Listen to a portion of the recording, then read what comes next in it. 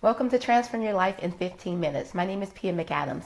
I'm an author, I'm an accounting professor, and also I'm a certified life coach. I specialize in personal and small business finance and fitness. And thank you for taking the time for watching this live broadcast. I'm so excited that you're here. What we're doing is 5-minute exercises, one each for the mind, the body, and the soul. And the purpose is obviously to transform your life. And the 15 minutes consists of just taking a small piece or actually just working on each small area of your body.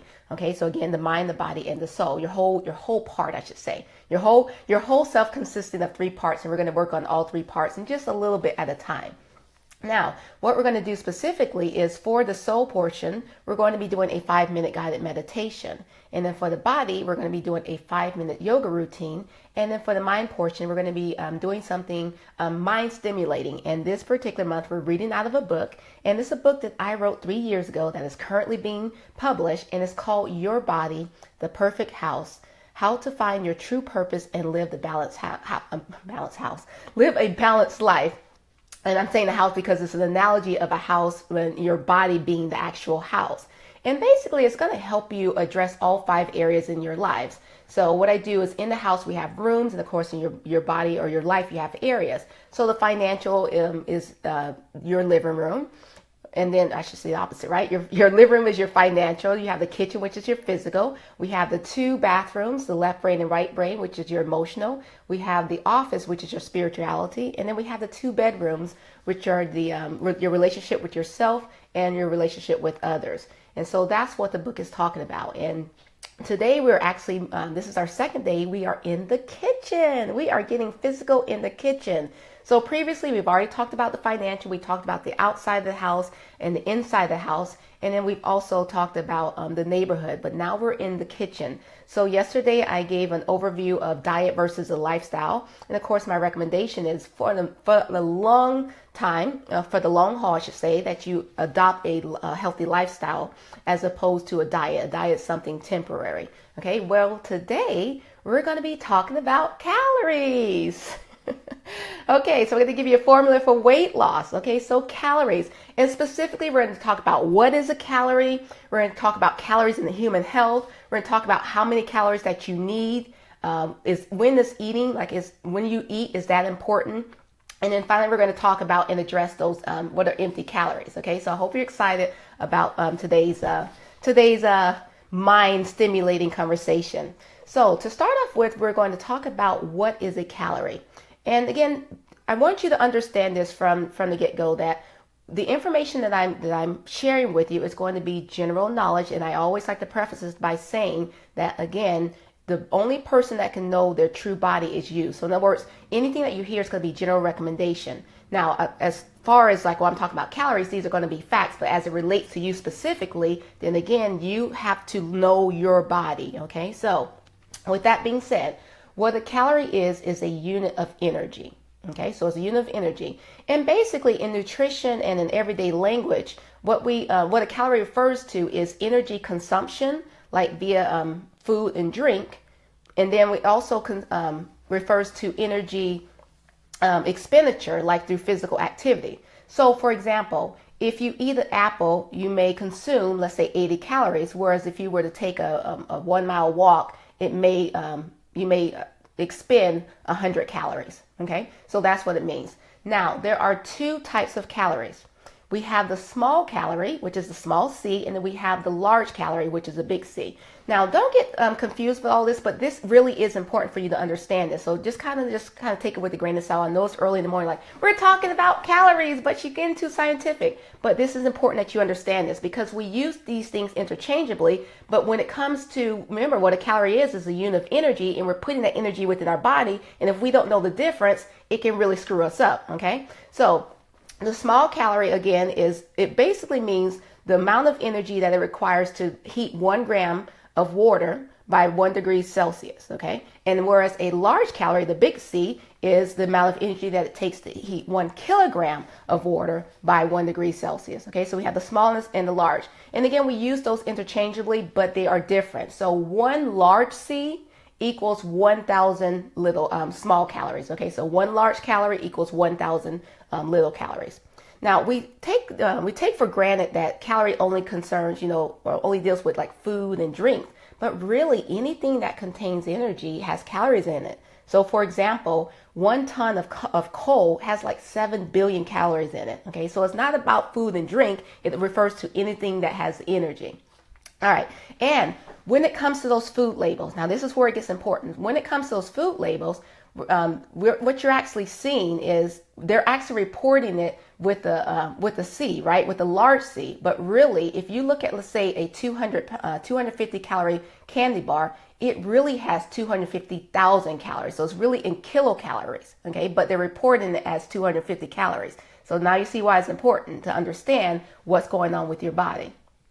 Now, when it comes to calories and health, obviously we need calories, right? Because that's energy, and our bodies are made up of cells, and of course we have the organs, and they need energy to survive. So we do need the calories, okay? But however, when it comes to specific types of calories, then yes, it's going to make a difference whether it's going to be a good calorie or what we call empty calories. Now, a lot of times the most common question that people ask me is like, well, how many calories do I need? Now, remember, I just explained to you that it's going to be individualized because calorie consumption, or the amount of calories that you need, is really going to depend on several different things. For instance, it's going to depend on your general health. It's going to depend on the amount of physical activity or demands that your body have. It depends on your age, your sex, your weight, your height, your shape. Okay, so it really just depends on all of those things. But however, the government generally has a guideline, and it's a general guideline. And they recommend that for men that they, on the average, take in or consume 2,500 calories, whereas for women it's 2,000 calories. Okay, so 2,500 calories for men, 2,000 calories for women. So when you see those food labels, it's based upon those types of diet, a 2,000 calorie diet or a 2,500 calorie diet. Okay, so but again, it really depends on you. So for example, if you are, let's say, a 6'4", I don't know, professional basketball player, you're going to need way more calories than, let's say, a 5'4" woman that's sedentary and also is age 75 years old. Okay, so again, it really depends on your lifestyle. So make sure you understand that when we're looking at those recommendations from the government, those are just general guidelines. Now, let's talk about when you eat. And is that important? And it really is. And there's been research that states that in order to maintain your weight, you want to have a big breakfast. And usually what they define as a big breakfast is 700 calories. Yes, and if you think about it, it makes sense, right? For one thing, we always hear that breakfast is the most important meal of the day. And you may say, well, why? Well, the reason why they say that breakfast is the most important meal of the day is because your body has been sedentary all night for 8 hours, assuming that you got 8 hours of sleep, right? But your body's been laying down inactive for the amount of sleep that you had. And so in order to get your body up and moving, you need energy. What is a calorie? It's energy. So you want to eat in the morning. And that's why they say that it's the most important meal of the day. And it's also the most important meal that's going to help you maintain your body weight. And that also makes sense, right? Because if you eat a majority of your calories in the morning, now you have all day to consume those calories with all the activities that you're doing. Whereas what most people do is they do the opposite. They say, well, I can't eat when I get up because I'm not really hungry, so I'm just going to grab a cup of coffee. Well, when that happens, and then you eat the majority of your calories at night, let's say for dinner, then what happens after you go to eat dinner? You're not going to be active. You're going to be sedentary, right? So therefore, now all of those calories are not being burnt. They're just sitting on your body.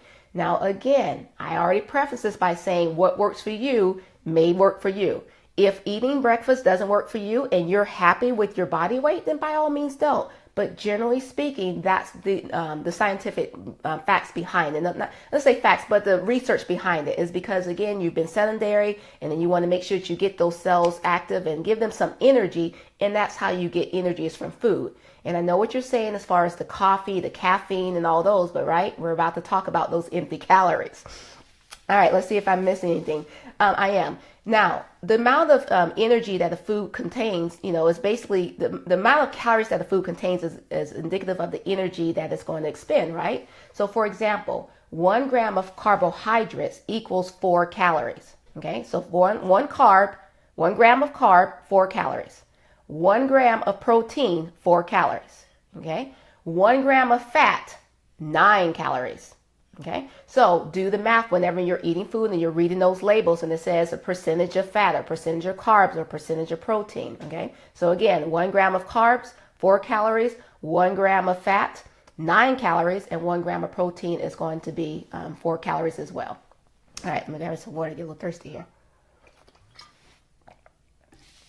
Okay, so when I talked about when you eat, that's also important. And then of course, what you're eating is important. So we talk about the coffee and other things that you may have, but understand that there's such thing as empty calories. And what an empty calorie is basically a calorie that has no nutritional value. So all calories are not equal. I want you to understand that all calories are not equal. Some are better than others. The ones that are let's say the living foods, like the fruits and the vegetables, the things that you grow in the ground that has energy are going to provide your body with energy. We talked about this yesterday when I made the recommendation that you stay away from the processed foods. And there was a reason why I said that, right? For one, processed food is dead food. It's those empty calories. So that's why you can eat a whole bag of chips and it may fulfill you temporarily, but 2 seconds later you're hungry again. Why? It's because it's empty calories. Whereas if you're eating some food that has energy, is providing you energy, it has dense with antioxidants and vitamins and such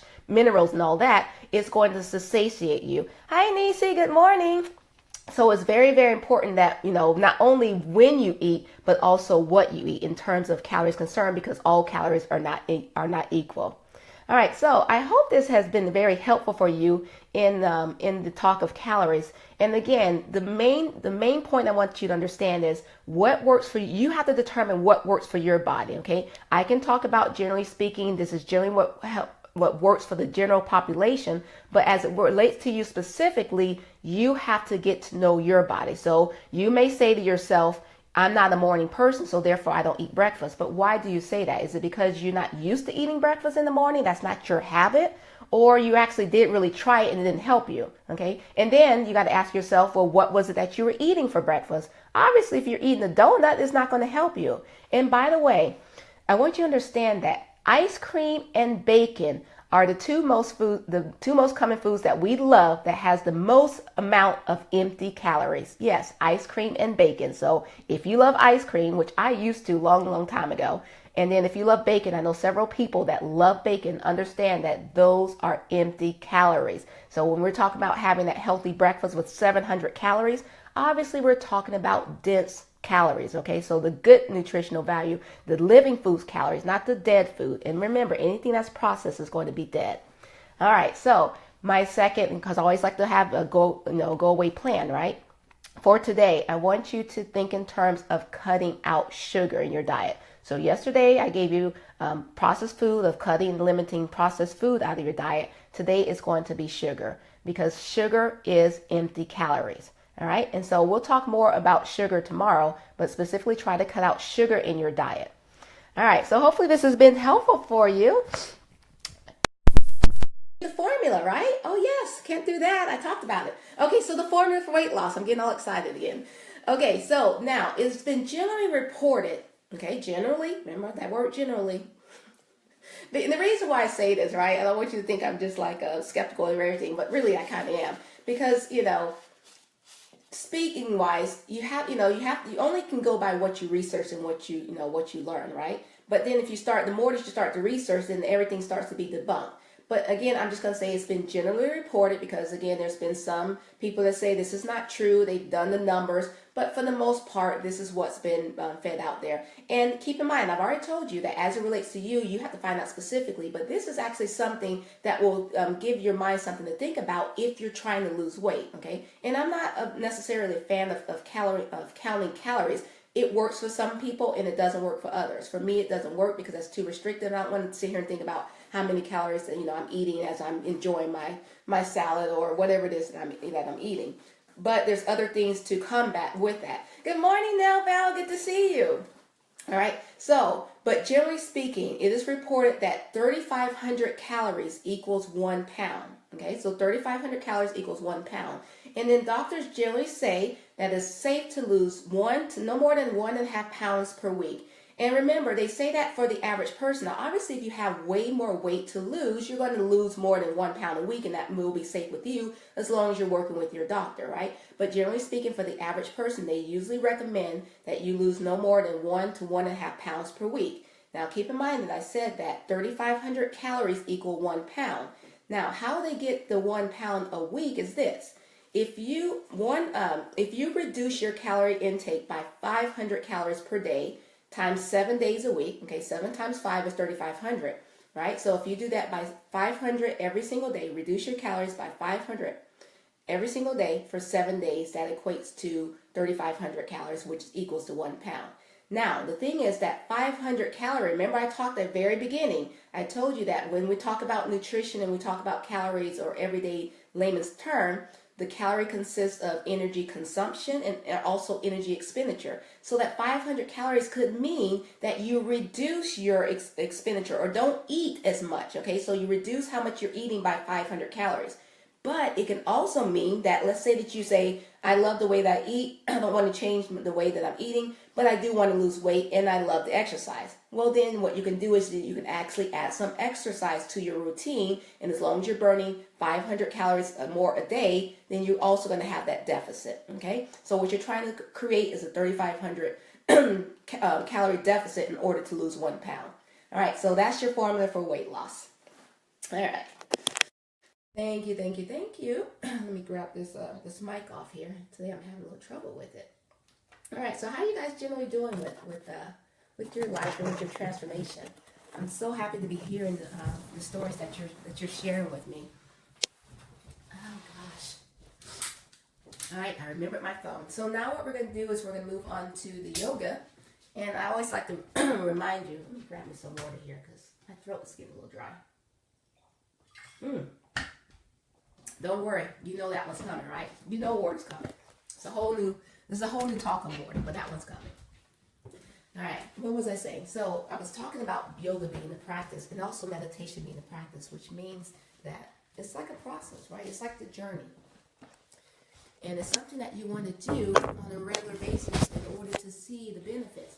So if all you're doing is sitting there watching me doing yoga, that's not going to do anything for you. I would like you to practice with me. Now, you may be saying, well, Pia, I have to watch it because I'm getting ready to go for work, or I'm feeding my baby, or whatever the case may be. And that's fine. But you do want to spend some time today doing some type of physical activity. And again, I'm doing the yoga because it just has so many benefits. And in fact, I will be doing a talk on yoga as well, doing this physical portion of the transformation. All right, so for the yoga, we're going to start off in child's pose. And I want you to put your feet together and then put your knees out wide. I'm using the mat, so your knees are going to go out wide toward the ends of the mat. And then we're going to walk your palms out slowly so that your arms are extended overhead. And you want to make sure your crown of your head is facing forward, which means that your forehead is facing downward toward the mat. And we're going to stay here for 3 deep Ujjayi breaths. Remember, Ujjayi breath is a diaphragmatic breathing. You're inhaling through your nose, and as you inhale, your abdominal is going to expand, your chest is going to rise as the diaphragm makes its way up to the chest cavity all the way up. And then as you exhale, you're going to exhale through your mouth nice and slowly, and then the diaphragm is going to return back to its original position, which means your chest is going to fall down and your abs are going to go back in. Okay, so that's the diaphragmatic breathing that you're going to be doing for yoga. And by the way, guys, and this is important, and again, I'll do something on yoga. It goes into much more detail. But keep in mind that yoga is a mind-body practice, okay? So when we're going through these postures and these poses, I want you to think in terms of your breath. And that's why you keep hear me as I'm talking to you. I'm reminding you to breathe because I want you to stay internal. I want you to stay connected with your mind and your body, okay? So yoga, and that's why, remember, the mind, body, and soul, 2/3 is internal. So once we start the yoga, you are now going internal. And then we stay internal when we go through the meditation portion, okay? So I don't want you just to be going through the pose and just going through motion because I'm telling you to. I want you to think in terms of what does it feel like on the inside. So I want you to notice like any of the joints that are stiff and any muscles that are tight. And remember, when we're going through these yoga postures, as you inhale, you just kind of hold your position. And it's as you exhale, that's when you make the movement. So remember I told you we're going to start off in a child's pose, right? So you're going to start off first by putting your feet, and you'll see me do it on the mat. I'm going to put my feet together, and then I'm going to have my knees out wide, okay? Then you always see me pause. The reason why I'm pausing is because I'm taking a breath. I'm taking a nice deep breath, and I'm just holding my position. And then as I exhale, that's when you see me walking my hands down, okay? So it's on the exhalation. And again, I'm going internal, and I'm saying, okay, what does my body feel like? And as I exhale, I'm releasing. I'm drawing my breath in toward the tight areas of my body, okay? So remember, it's about a mind-body connection. All right, let's go ahead and get started.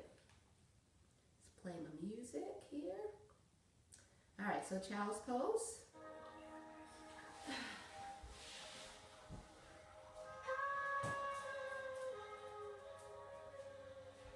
All right, so you're going to put your feet together, and again, your knees out wide. Take a nice deep breath. And as you exhale, just walk it out to the child's pose position. And hold this for 3 deep ujjayi breaths.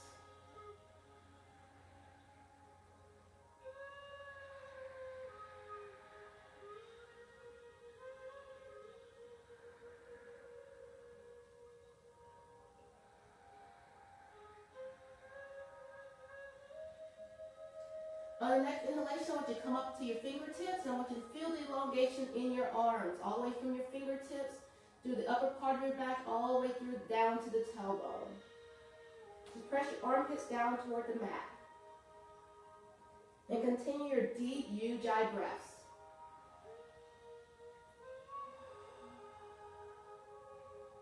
Now you may feel some tension in your shoulder joints. Again, just direct your breath towards that, maybe in the fingertips, maybe in the upper part of your back. Just breathe your way through it. And then go ahead and place the palms down and gently walk your palms back. Put them directly underneath your shoulders. Bring your knees in so that they're directly underneath your hips. We're going to take a nice deep breath in this tabletop position. And as you exhale, once you drop your chin down toward your chest, round through your spine, and tuck your tailbone under into the cow position, or to the cat position. And as you inhale, your head and chest comes forward. You're going to arch your back. The tailbone goes toward the back of the room. And as you exhale, draw the chin down to your chest, round to the spine. Just keep doing this cat-cow motion, just using your breath. As you inhale, head and chest comes forward. Just take your time. Just gently massaging that spine, pressing those shoulder blades down. And exhale.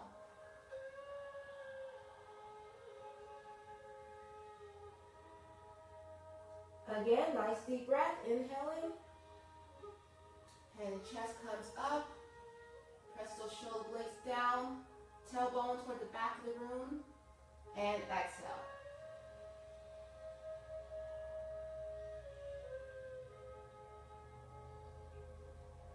One more time, inhale.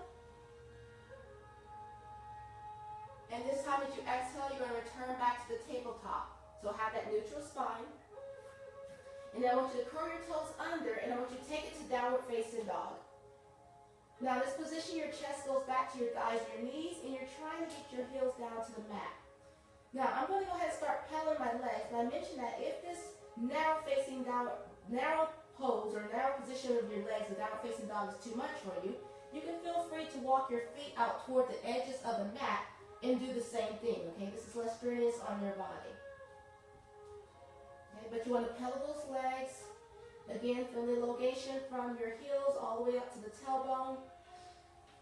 Fingers and toes are spread out nice and wide. Your head stays in alignment with your bicep. And you're pressing your chest toward your thighs and your knees. And remember, this is the first time that we're doing this, so just do what feels comfortable to you as you get into the motion here. Now, on your next inhalation, I want you to bring that left foot forward toward the fingertips, and I want you to place the right knee down toward the mat. I want you to uncurl your toes, and as you exhale, I want you to lift your body, your chest forward. Bring the palms together very top overhead. Keep your head in line with your biceps, and we're going to the low lunge. Now, as you're taking your nice deep ujjayi breaths, you're pressing your shoulders away from your ears, then you're pressing your hips down toward the mat. And you're stretching out the hip flexor on that right side.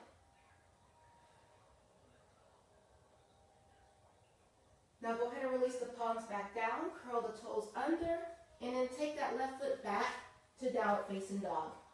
And continue pedaling.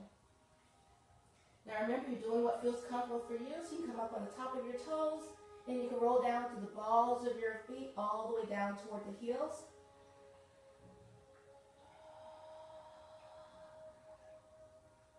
Remember, just use your breath, stay inward. Just feel what it feels like inside of your body with the tensions on those muscles and on the joints. And on the next inhalation, you're going to bring that right foot forward toward the fingertips. Press the left knee down toward the mat, uncurl the toes, and exhale into the low lunge. Just open up your chest, your head goes up toward the sky. Again, you're stretching out the hip flexor. This time it's going to be on the left side. Pressing the hip forward.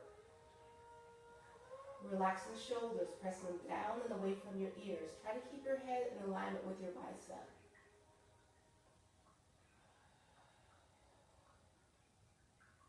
All right, go ahead and release the palms down. Curl the toes under. Take the right foot back to downward facing dog. And then this time we're going to come up on our fingertips and walk your way back toward your feet. Inhale, take it all the way up. Exhale, dive the body forward into a forward fold. You're going to inchworm your way to the plank. You're going to release your hips, relax your shoulders, uncurl those toes to upward facing dog. You're going to curl your toes under and then walk your way back. Fingertips back to the toes. Inhale, take it all the way up. This time you're going to arch back. Exhale, dive the body forward to forward fold. Inchworm to the plank. Release the hips, uncurl the toes, relax the shoulders. Curl the toes under. Take it back. Inhale, take it all the way up. Exhale, dive the body forward. Inchworm out to the plank. Release your hips, uncurl your toes as you relax the shoulders. As you're exhaling, you're walking your way back. Inhale, take it all the way up. Exhale, dive the body forward. Walk it out to the plank. Take it down. Uncurl, relax the shoulders. Inhale and exhale.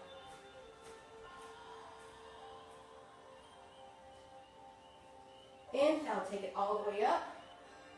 Arch back. Exhale. Dive the body forward. Take it out to the plank. Release the hips. Uncurl the toes. Relax the shoulders. This time, curl the toes under, and we're going to exhale the downward facing dog. As you inhale, return back to the plank. As you exhale, downward facing dog. As you inhale, take it to the plank. And as you exhale, downward facing dog. Again, inhale, and exhale. Couple more times. Inhale, and exhale.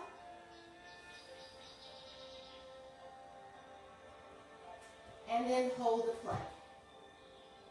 As you exhale, I want you to bring that left foot toward the left pinky toe. Press the hip flexors down toward the mat. And then switch. Now remember, this is why I said, if you want to get the heart rate up, instead of doing the walking split, you can actually do the jump lunge. But remember, I tried that with these yoga socks on Saturday, and it wasn't successful. So I'll continue just to walk it. But you can actually jump lunge these, and it'll get your heart rate going a little higher. Last time here. And then take the downward facing dog. And then slowly, keeping your palms flat on the mat, slowly walk your feet in toward your palms. Keep the knees bent so that your palms stay directly on the mat. And then slowly take it up, one vertebrae at a time. Just kind of take your time, making sure that your head is the last to rise. Rotate your shoulders down and back. Now take a nice deep breath, inhaling. As you exhale, dive the body forward. Bend the knees, place the palms flat, walk your feet out toward the edges of the mat. Release the sits bones down toward the mat. Bring the palms together, using your elbows to push out on those inner thighs. As you exhale, just bow your head down.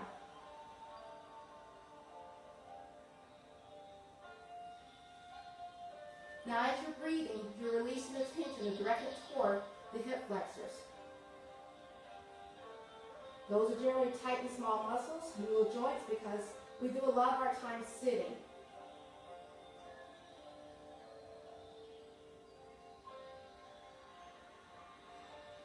All right, go ahead and release the palms down, and then push your palms behind you, transition your body weight so that you're sitting forward in a nice, comfortable, cross-legged position.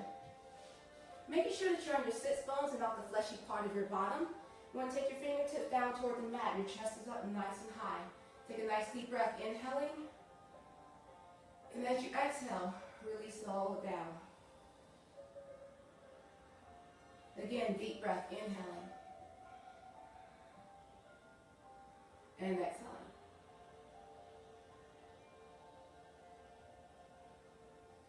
Now one more time, deep breath, inhaling. This time we're going to greet the palms together at the very top. And then exhale down through the center. And add your bow. Namaste.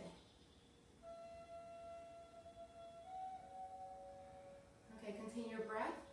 Inhale deeply through your nose. And exhale through your mouth. We're going to move on to the meditation portion. So again, go ahead and take a nice deep breath, inhaling through your nose. And this time as you exhale, drop your chin down toward your chest and just kind of close your eyes. As you inhale, your head and chest rise up. Take your forehead up toward the sky. And as you exhale, release, relax the chin down toward your chest. Just kind of take your time. Again, as you inhale, your head and chest comes forward. Forehead goes up toward the sky.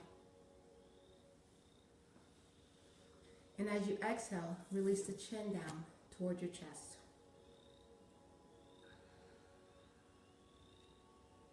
One more time, as you inhale, lift your head all the way up, forehead toward the sky.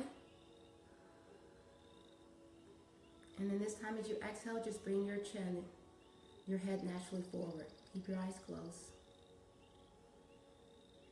And just continue to breathe. Inhaling through your nose. And exhaling through your mouth. Now I invite you on your next breath to simply just to be conscious. Just kind of bring your awareness to this present moment with the here and the now.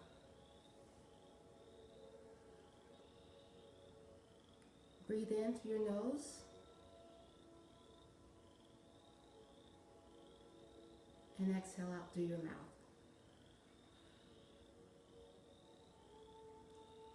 One more time, this time as you breathe in, think of the cool air going in to nurture your body. And as you exhale, it's now the warm air which is expending and expelling any tension and negative energy that's located within you. Just kind of stay with that for a moment. Inhaling the cool air, positive energy going in, nurturing your body. And as you exhale, the warm air, which you're expelling all the negative and all the tension that's located within your body.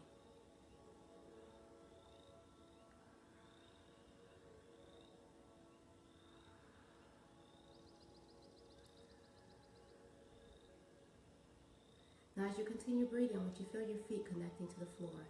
You don't have to be naturally planted onto the floor if you're in a seated position, but feel like there's roots coming out of your feet that are connecting to the floor, just grounding your feet to the floor. I want you to wiggle your toes. Just feel the sensation of aliveness in your feet. Take a nice deep breath again, just inhale into your nose. And exhale into your mouth.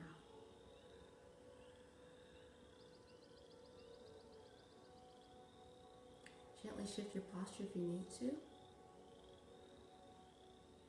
Just getting comfortable, focusing on the breath.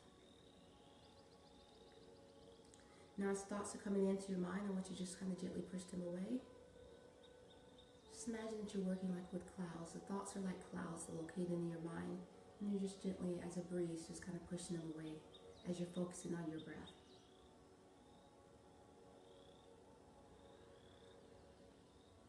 As you inhale, cool air, positive energy going in, nurturing the body, nurturing the muscles, nurturing the joints, the organs. And as you exhale, you're expelling any negative energy that you may have, any tension, any pains. Go ahead and relax your forehead. Relax your eyes. Relax your cheeks. Relax your nose. Relax your mouth and your jaw.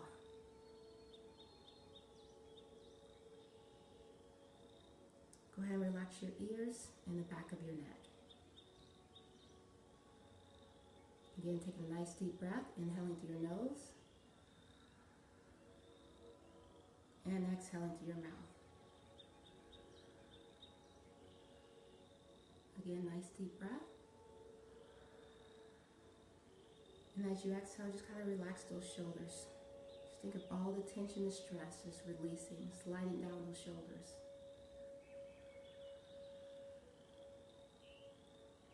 Continue to breathe, and I want you to notice your breath. Are you bringing it into the present moment? Are you still here? Think of something positive in your mind. Give yourself a gentle smile and make you feel better. Again, take a nice deep breath. Inhale into your nose.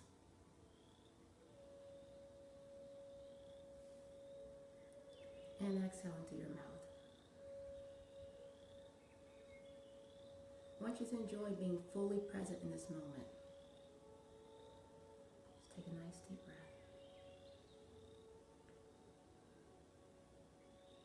I want you to begin to cultivate peace, the inner peace.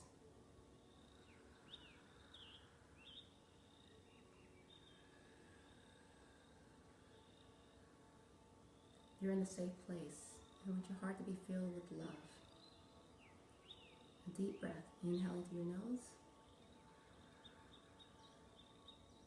And exhaling through your mouth.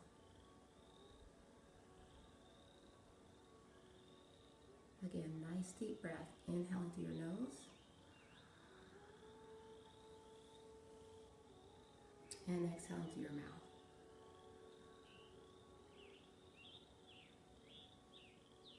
One more time. Take a nice deep breath. Inhaling through your nose. And exhaling through your mouth. Now go ahead and open up your eyes. As you release, relax, and return refreshed and calm. You've done something good for yourself today. Thank you for taking the time to meditate with me and also to go through this transformation as far as transform your life in 15 minutes. Today's word is going to be brave. I want you to be brave as you go out into the day and enjoy the journey of what we call life. Again, I want to thank you, and I will see you again tomorrow at the same time. Bye.